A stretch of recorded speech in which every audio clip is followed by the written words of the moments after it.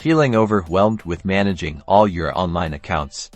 Today, we're showing you exactly how to deactivate your Aisensy account, ensuring your data privacy and a clean digital break. First, head over to the Aisensy website and log into your account. Once you're in, look for the profile icon or settings section. It's usually located in the top right corner of the screen, or in the main navigation menu. Click on it to access your account settings. Now, within your account settings, you'll need to find the section related to security, privacy, or account management. The exact wording might vary slightly, but look for keywords like deactivate, delete, or close account. Click on this option to proceed. You'll be taken to a page explaining the implications of deactivating your account. Pay close attention to this. It will outline what data will be permanently deleted and what services will be discontinued. Make sure you understand everything before moving forward.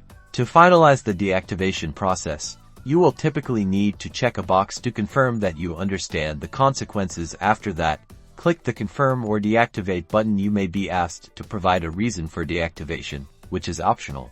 And that's it. You should now see a confirmation message indicating that your Aisensy account has been successfully deactivated. Remember to clear your browser's cache and cookies for added security. We hope this was helpful.